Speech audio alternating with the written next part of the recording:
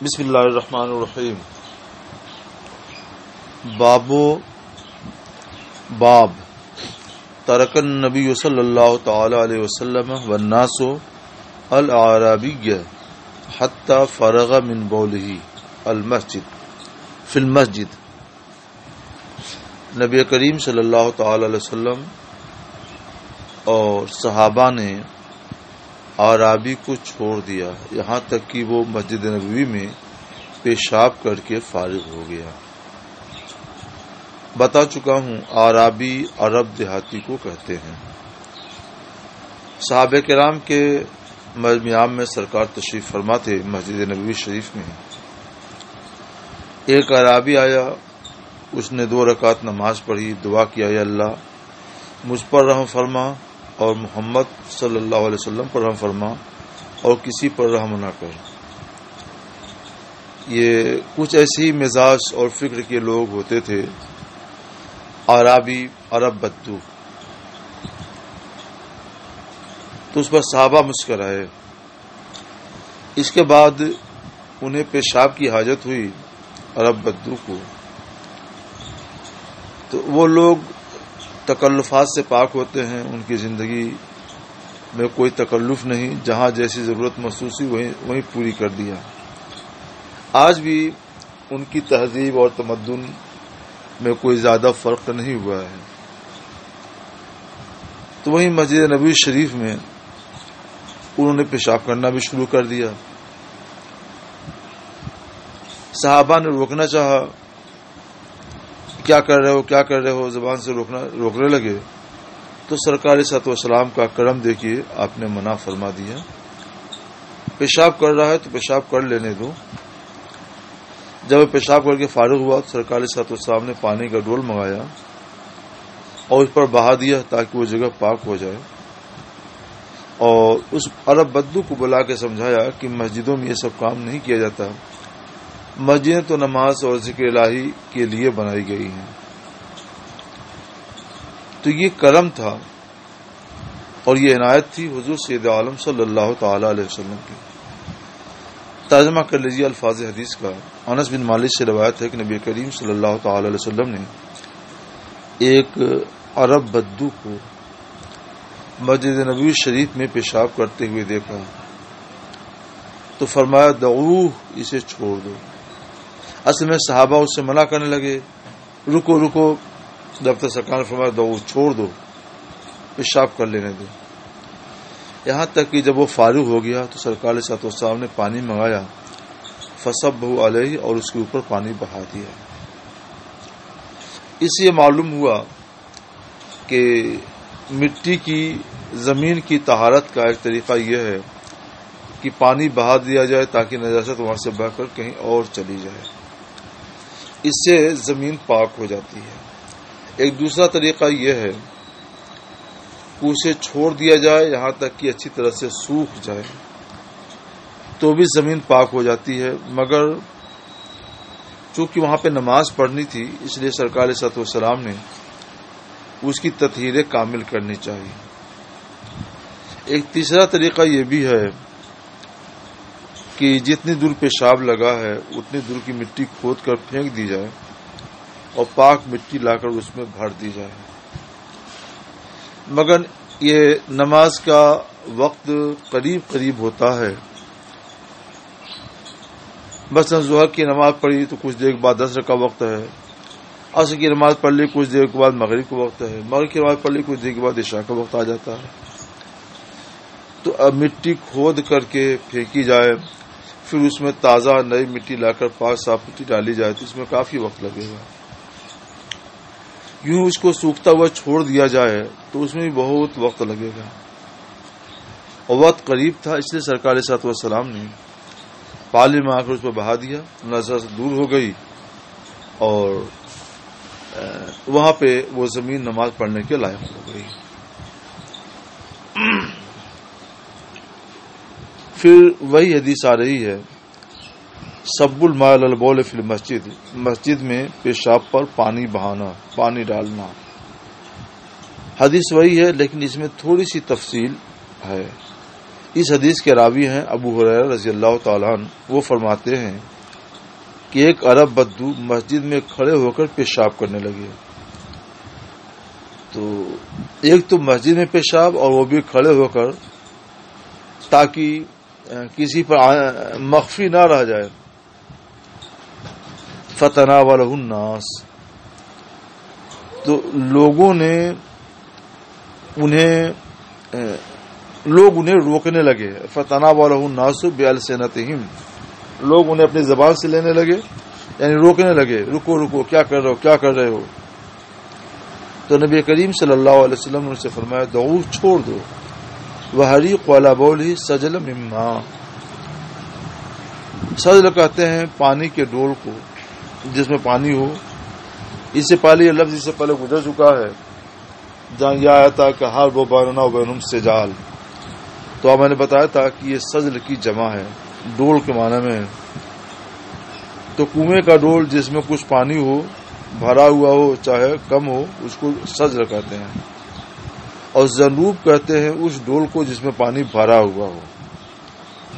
جیسے ہماری زبان میں جب جام بولیں گے تو اس گلاس کو کہتے ہیں جو شربت سے یا پانی سے لبالب ہو, اس کو زنوب کہتے ہیں, اس کو جام کہتے ہیں. ورنہ عام گلاس جس میں کچھ پانی ہو یا نہ ہو اس کو گلاس کہتے ہیں. ترجمہ کیجیے, سرکار نے فرمایا اسے چھوڑ دو اور اس کے پیشاب پر پانی اور اس کے پیشاب پر ایک ڈول پانی بہا دو یا ایک بھرا ڈول بہا دو تاکہ وہ پاک ہو جائے. وجہ یہاں بھی وہی ہے کہ زمین کی تطہیر کے 3 طریقے ہیں. اس طریقوں کو یہاں پہ کیوں اختیار کیا گیا, اس کی وجہ وہی ہے کہ نماز کا وقت قریب تھا اور صحابہ کرام نے جو اس سے روکنا چاہا, رکو رکو, کیا کر رہے ہو, ڈانٹنے کا انداز سے, تو ان کو سرکار نصیحت فرما رہے ہیں.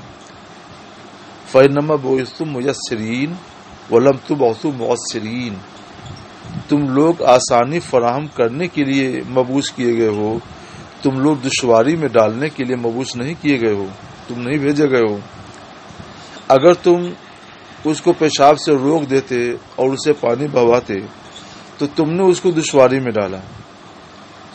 آسانی فراہم کرنا یہ تھا کہ اس کو چھوڑ دو, پیشاب کر رہا پیشاب کرنے دو اور اس کے بعد پانی بہا کر اس کو پاک کر دو. اس کے بعد سرکار صلی اللہ علیہ وسلم نے عرب بدو کو بلا کر سمجھا دیا اور نہایت نرمی کے ساتھ سمجھایا. اب یہی حدیث ایک مرتبہ پھر آ رہی ہے. اس حدیث کے راوی وہی پہلے راوی ہے انس بن مالک. فرماتے ہیں ایک اعرابی آئے فبال فی طائفۃ المسجد, تو طائفہ مانا ناحیہ, تو انہوں نے مسجد کے گوشے میں پیشاب کر دیا. فزجرہ الناس, لوگ ان کو جھڑکنے لگے. تو نبی کریم صلی اللہ علیہ وسلم نے انہیں منع فرمایا. فلما قضا بولہ, جب وہ پیشاب کر چکے تو نبی کریم صلی اللہ تعالی علیہ وسلم نے ایک بھرا ڈول پانی لانے کا حکم دیا. فاحرق علیہ, تو اس پر وہ پانی بہا دیا گیا.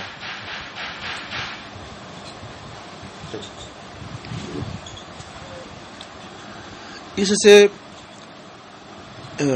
بخوبی اس بات کا اندازہ کیا جا سکتا ہے کہ حضور رحمت عالم صلی اللہ تعالی علیہ وسلم کے اخلاق کریمانہ کس قدر بلند تھے. مسجد میں پیشاب کیا اور کھڑے ہو کر پیشاب کیا, لیکن صحابہ کو سرکار نے ڈانٹنے سے بھی منع فرما دیا اور اس کی وجہ یہ بیان فرمائے کہ تم لوگوں پر آسانی فراہم کرنے کے لیے مبعوث کیے گئے ہو, بھیجے گئے ہو, دشواری میں ڈالنے کے لیے نہیں بھیجے گئے ہو. تو کیا اس کا تقاضا یہ ہے کہ مسجد میں پھر آسانی کے لیے پیشاب کرنے کی اجازت دے دی جائے؟ یہ تو ناجائز و حرام کام ہے, گناہ ہے, اور لوگوں کی آسانی کے لیے گناہوں کی بھی اجازت دے دی جائے نہیں. یہاں اس حدیث کو سمجھنا چاہیے. یہاں پر 2 حقوق جمع ہو گئے تھے, ایک حق اللہ اور ایک حق العبد. سرکار صلی اللہ علیہ وسلم نے دیکھا کہ پیشاب کر رہا ہے کھڑے ہو کر, تو مسجد کا وہ حصہ تو ناپاک ہو گیا, جہاں تک چھینٹیں گئیں وہاں تک کا حصہ ناپاک ہو گیا. اب اگر یہ لوگ ڈانٹیں گے ادھر ادھر تو ادھر ادھر ہوگا تو اور زیادہ ناپاکی بڑھے گی. تو سرکار نے منع فرما دیا کہ جتنی مسجد ناپاک ہونی تھی ہو گئی، اب ڈانٹو گے تو مزید مسجد ناپاک ہوگی. یہ دانائی تھی سرکار علیہ الصلوۃ والسلام کی. اور اصل وجہ اس میں یہ تھی کہ اگر ان لوگوں کے ڈانٹنے پر وہ اعرابی پیشاب کرنا بند کر دیتا تو اس کی وجہ سے پیشاب کے راستے میں خراش آتی، تکلیف پیدا ہوتی. اس زمانے میں ان چیزوں کا کوئی علاج بھی نہیں تھا، تو کئی روز تک وہ چھرچھراہٹ اور تکلیف میں مبتلا رہ جاتا. یہ حق العبد تھا. اس کا تقاضا یہ تھا کہ اسے پیشاب کے راستے میں کوئی بیماری پیدا ہونے سے بچایا جائے. اور حق اللہ کیا تھا وہ تو معلوم ہے کہ مسجد آلودہ ہو رہی تھی. سرکار علیہ الصلوۃ والسلام یہ ذہن دے رہے تھے کہ اللہ کا حق اگر کسی کی وجہ سے نہ ادا ہوا تو وہ غنی ہے، محتاج نہیں ہے، لیکن بندے کا حق تلف ہو جائے تو بندہ تو محتاج ہے اور بندہ ضرر میں مبتلا ہو جائے گا. اس لیے حق العبد کو حق اللہ پر مقدم رکھا جاتا ہے. تو سرکار نے صحابہ کو منع کر دیا کہ تم لوگ ایسا منع چھوڑ دو کہ وہ پیشاب کرے. دوسری ایک توجہ اس کی یہ ہو گئی، اس میں تاثیر اور تاثیر کیا چیز ہے وہ بھی سمجھیے. وہ پیشاب سے رک جاتا اور پیشاب کے راستے میں زخم ہو جاتا تو یہ تاثیر تھی، اس کو دشواری میں ڈالنا تھا. اور پیشاب پورا کر لیتا تو یہ اس کے لیے تاثیر تھی، آسانی فراہم کرنا تھا. تو یہاں دو قباحتیں ایک جگہ اکٹھی ہو گئیں. ایک قباحت پیشاب کے راستے میں تکلیف کا ہو جانا، خراش پیدا ہو جانا. دوسری قباحت مسجد کا ناپاک ہونا. مسجد تو ناپاک ہو چکی اور یہ حق اللہ ہے جس کا اللہ تعالی محتاج بھی نہیں ہے، لیکن اس کے پیشاب کے راستے میں کوئی تکلیف، کوئی خراش نہیں تھی اور وہ بندہ ہے اور بندہ تکلیف سے بچنے کا محتاج ہے. اس لیے سرکار علیہ الصلوۃ والسلام نے آسانی فراہم کرنے کا حکم دیا کہ یہاں تو جو ہونا تو ہو چکا، تو اب کم سے کم اس کو تو تکلیف سے بچاؤ. تو جب اس طرح کے حالات پیدا ہو جائیں تو اس موقع کے لیے حکم ہے کہ یسروا ولا تعسروا، آسانی فراہم کرو، دشواری میں مت ڈالو. یہ حدیث اس سے پہلے گزر چکی ہے، اس کی ایک نفیس اور بہترین مثالی حدیث پاک ہے. اس سے فقہ اسلامی کا یہ ضابطہ بھی سمجھ میں آیا کہ اذا اجتمع بلیتان فلیختر احوانہما، جب دو بلائیں جمع ہو جائیں، دو قباحتیں جمع ہو جائیں تو ان میں سے آسان کو اختیار کر لیا جائے. تو یہ دونوں باتیں یہاں سے معلوم ہوئی، یسروا تو اسرو کی بھی اور اذا ابتلی ببلیتین فلیختر احوانہما کی بھی. یہ بہت اہم حدیث ہے. اس حدیث کی تشریح کو اور اس حدیث کو آپ یاد رکھیے گا. باب بول الصبیان، بچوں کے پیشاب کا بیان. ام المومنین عائشہ صدیقہ فرماتی ہیں کہ رسول اللہ صلی اللہ تعالی علیہ وسلم کی خدمت میں ایک بچہ لایا گیا. فبال علی ثوبہ، سرکار نے اس بچے کو گود میں لے لیا اور بچے نے گود میں پیشاب کر دیا. پھر سرکار نے کیا کیا، پانی منگایا. فاتبعہ ایاہ، تو اس پر پانی کو ڈال دیا. تو پیچھے کیا پانی کو، اس کے کیا مطلب، اس پر پانی کو ڈال دیا. اتباع مانا سب الماء علیہ، اس پر سرکار نے پانی کو بہا دیا. یہاں اتبعہ ایاہ ہے، اس کا معنی کیا ہے، سب الماء علیہ ہے، اس پر پانی کو بہا دیا. اس سے یہ معلوم ہوا کہ بچہ اگر پیشاب کر دے، بچے سے مراد شیرخوار بچہ ہے. اور بتایا گیا کہ حضرت عبداللہ بن زبیر رضی اللہ تعالیٰ عنہ تھے جن کی شہادت کے واقعے سے پہلے آپ پڑھ چکے ہیں. تو پتہ چلا کہ بچہ اگر گود میں شیرخوار بچہ بھی پیشاب کر دے تو اس کو پاک کیا جائے گا اور اس کی تطہیر کا طریقہ یہی ہے کہ اس پر پانی بہا دیا جائے. دوسری حدیث ام قیس بنت محصن اپنے ایک کمسن بچے کو اتت بابن اللہ صغیر، اپنے کمسن بچے کو لے کر آئیں جو ابھی کھانا نہیں کھاتا تھا، یعنی شیرخوار تھا، تو یوں کہہ سکتے ہیں اپنے شیرخوار بچے کو لے کر رسول اللہ کی خدمت میں آئیں۔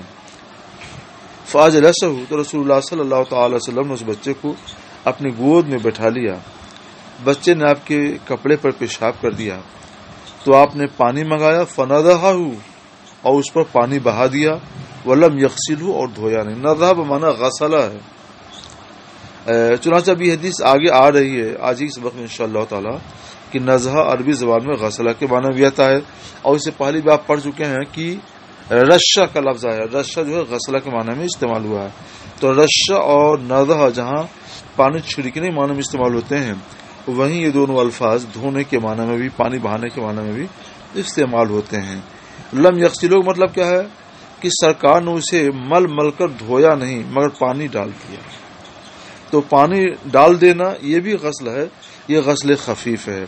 تو غسل خفیف کا اس بات ہے، اور غسل کامل کی نفی ہے کہ پورے طور پر دھونا یہ ہے کہ اچھی طرح سے پانی ڈال کر کے اس کو مہلا جائے اور پھر پانی بہا کر اس کو نچوڑ دیا جائے، ایسا نہیں کہ سرکار نے پانی بہا دیا۔ اس کی وجہ کیا ہے کہ شیرخوار بچے کا پیشاب بالکل رقیق ہوتا ہے، صرف پانی بہا دینے سے وہ نجاست زائل ہو جاتی ہے، دور ہو جاتی ہے۔ اس لیے سرکار علیہ الصلوۃ والسلام نے غسل کامل نہیں کیا، غسل خفیف سے کام چلا لیا، اور غسل خفیف کو ہی نذر کہا جاتا ہے۔ امام شافعی رضی اللہ تعالیٰ عنہ کا مذہب یہ ہے کہ پانی کا چھڑکاؤ کر دینے، پانی چھڑکنے سے بھی وہ پاک ہو جاتا ہے۔ ان کا مذہب یہ ہے کہ شیرخوار لڑکے کا پیشاب ناپاک نہیں ہے، شیرخوار لڑکی کا پیشاب ناپاک ہے، کیونکہ اس کا پیشاب غلیظ اور گاڑھا ہوتا ہے، اسی لیے سرکار نے نذر فرمایا۔ ہم کہتے ہیں نذر وانا پہ غسلہ ہے، وہ لوگ کہتے ہیں آگے لم یغسلہ فرمایا گیا، تو ہم کہتے ہیں فنضحہ اے صب الماء علیہ ولم یغسلہ، کسی پانی بہا دیا، اس کو نچوڑا نہیں۔ اور نضح وانا غسل آتا ہے، اس کا عربی زبان میں اس کے بہت سے شواہد ہیں، ایک شاید خود حدیث نبوی میں انشاءاللہ تعالی جلد ہی آ رہی ہے۔ باب البول قائما و قاعدا، اب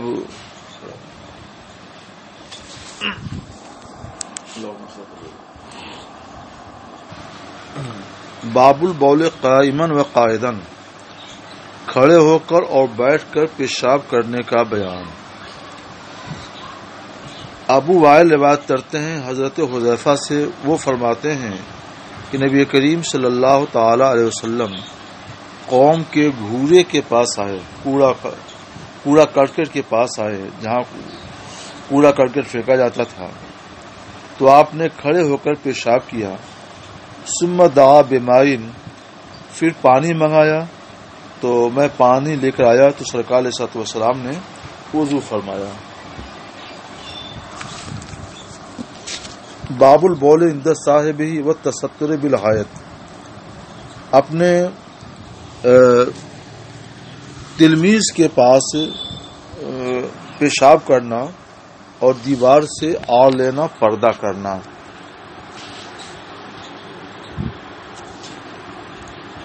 وہی حضرت حذیفہ رضی اللہ تعالیٰ نے جن کی روایت ابھی آپ نے پڑھی حدیث، وہ فرماتے ہیں کہ میں نے دیکھا کہ میں ہوں اور نبی کریم صلی اللہ تعالی علیہ وسلم نتماشا، ہم دونوں ایک ساتھ چل رہے تھے۔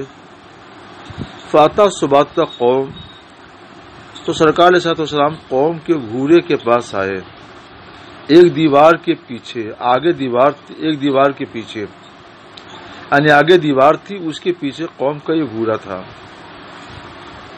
فقام، تو سرکار کھڑے ہوئے جیسے تم میں سے کوئی کھڑا ہوتا ہے، پھر پیشاب کیا۔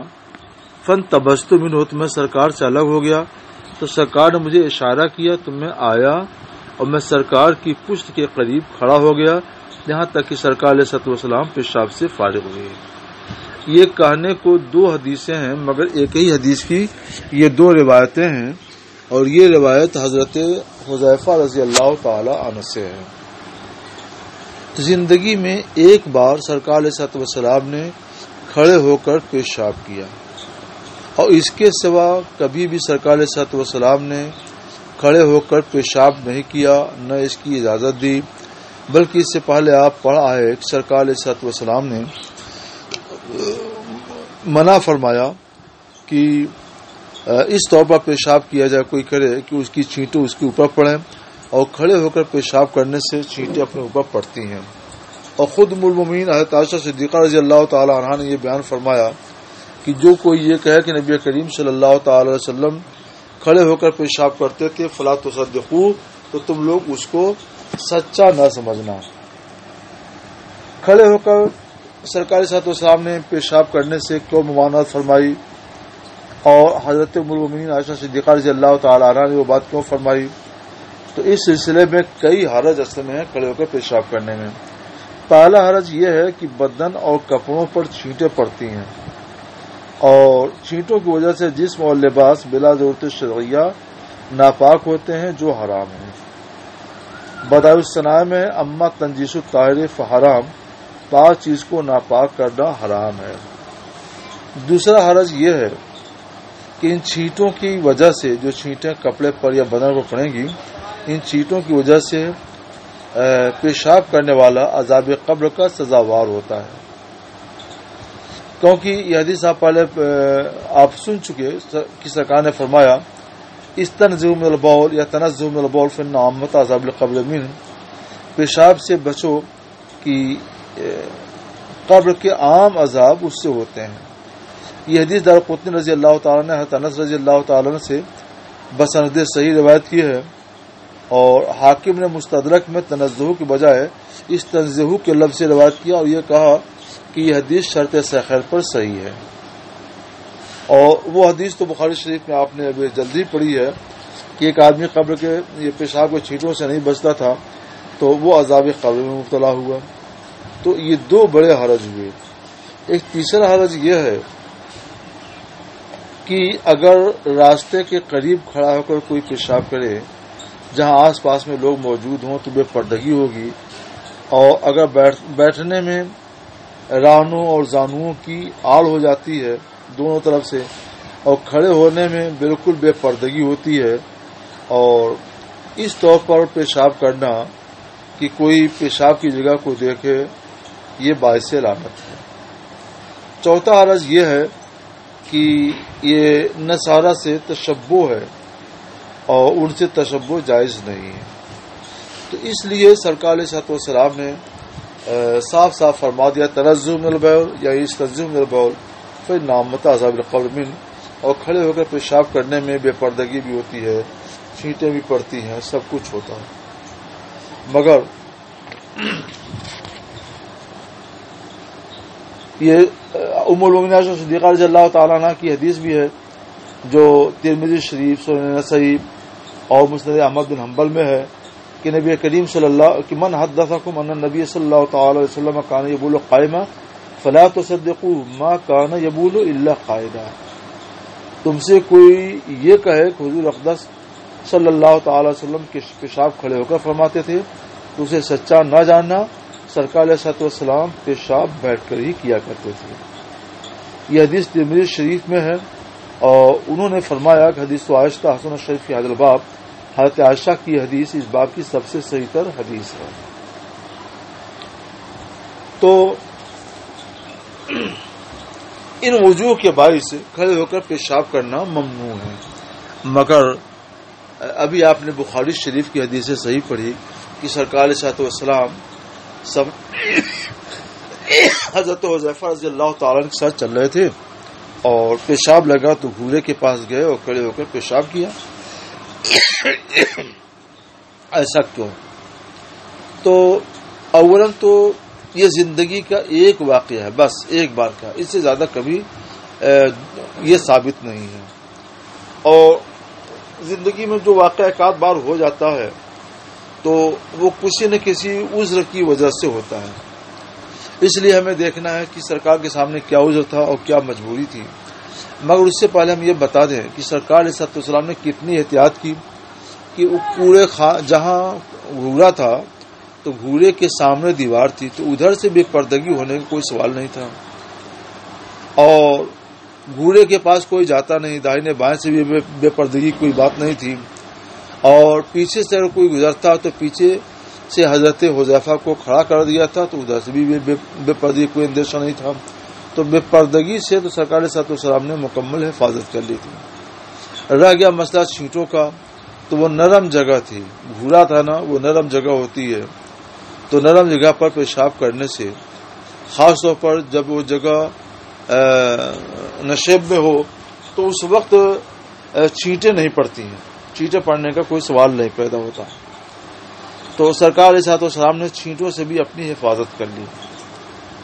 تو ان ساری احتیاطوں کے ساتھ سرکار نے ایک مرتبہ کیوں کیا، تو اس کی ایک وجہ یہ ہے کہ بیان جواز کے لیے، کہ اگر امت میں کسی کو کبھی کوئی حاجت پیش آئے کہ وہاں کھڑے ہو بیٹھ کے پیشاب کرنے کی گنجائش نہ ہو، تو مجبوراً وہ کھڑے ہو کر پیشاب کر سکتا ہے۔ اور سرکار علیہ السلام پر بیان جواز بھی فرض تھا، اس لیے سرکار علیہ السلام نے زندگی میں ایک بار بیان جواز کے لیے پیشاب فرمایا۔ اس کے علاوہ اس کی اور بھی توجیہیں کی گئی ہیں۔ اعلیٰ حضرت علیہ رحمۃ اللہ رضوان نے فتاوی رضویہ جلد 2 میں اس کی 6-7 وجہیں 7-8 وجہیں بیان فرمائی اعلیٰ حضرت علیہ رحمۃ اللہ رضوان نے۔ تو ایک تو ہم نے یہ عرض کر دیا، اور اب اعلیٰ حضرت علیہ رحمۃ نے کیا کیا توجیہیں اس کی نقل کی ہیں ہم آپ کے سامنے یہاں پر پیش کرتے ہیں۔ تو پہلی توجیہ تو یہ بیان کی اعلیٰ حضرت علیہ رحمۃ اللہ رضوان نے کہ ام المومنین عائشہ صدیقہ رضی اللہ تعالی عنہا کی جو حدیث ابھی آپ نے سنی ہے، اس سے یہ حدیث منسوخ ہے۔ امام ابو عوانہ نے اپنی صحیح اور ابن شاہد نے کتاب السنہ میں اس توجیہ کو اختیار کیا۔ دوسری توجیہ یہ ہے کہ وہاں نجاسات کے سبب بیٹھنے کی جگہ نہ تھی، اس لیے مجبوری تھی، مجبوراً سرکار علیہ السلام نے ایسا کیا۔ امام عبدالعظیم ذکی الدین منذری رحمۃ اللہ علیہ نے امید ظاہر کی کہ یہ توجیہ صحیح و درست ہے۔ اور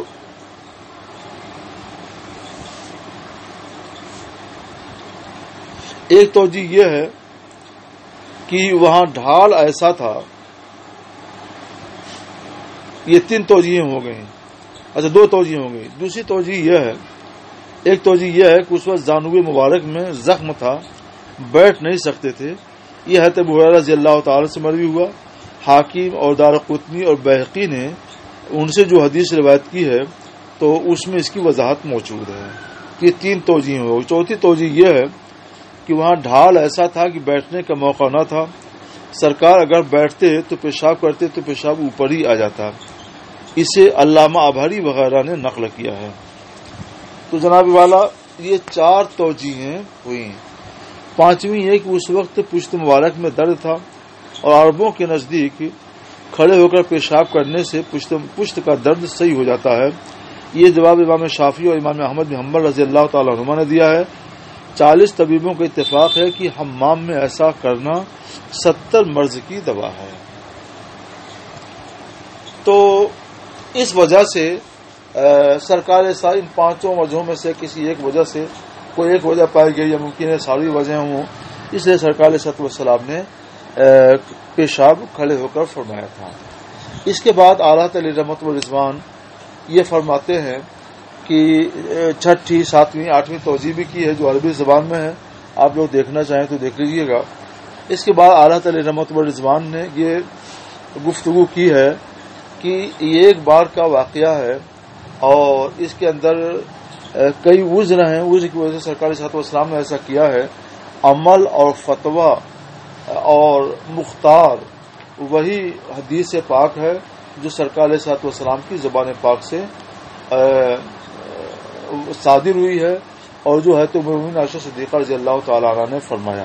ایسا کیوں ہے تو اسے بھی ہم اعلیٰ علیہ رحمہ کے حوالے سے بیان کر دیتے ہیں۔ وہ فرماتے ہیں کہ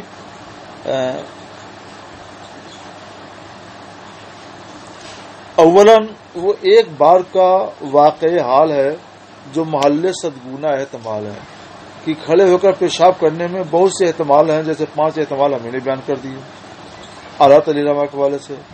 دوسرا یہ کہ قول اور فعل میں جب تعارض ہو تو قول واجب العمل ہوتا ہے، یہ بھی ہم پہلے بیان کر چکے ہیں۔ تیسرا یہ کہ مبیح اور حاضر جب متعارض ہوں، یعنی ایک دلیل چاہتی ہے کہ مباح ہو اور دوسری دلیل چاہتی ہے کہ ممنوع ہو، تو اس وقت دلیل ممانعت کو ترجیح دی جاتی ہے۔ تو یہ تین وجوہ سے حدیث قولی کو ترجیح ہوگی، اور حکم یہ ہوگا کہ کھڑے ہو کر یوں پیشاب کرنا کہ بے ستری ہو، چھینٹے بدن پر پڑیں، استنجا آدمی نہ کرے، تو یہ ممنوع اور ناجائز ہے، لہذا اس سے بچنا ضروری ہے۔ اور آج کے لوگوں کا سرکار علیہ الصلوۃ والسلام کی اس طرح سے اصلاح درست نہیں ہے، کیونکہ سرکار علیہ الصلوۃ والسلام کے لیے عذر تھا اور یہ بے عذر ایسا کرتے ہیں۔ سرکار علیہ الصلوۃ والسلام نے پردے کے لیے جو احتیاط کی وہ احتیاط بھی یہ نہیں کرتے ہیں، چھینٹوں سے بچنے کے لیے جو سرکار نے احتیاط کی وہ احتیاط بھی آج کے لوگ کھڑے ہو کر پیشاب کرنے میں نہیں کرتے ہیں۔ اس لیے پیشاب بیٹھ کر ہی کرنا چاہیے، اور یہی ایک مہذب قوم کا طریقہ بھی ہے، سرکار کی سنت بھی ہے۔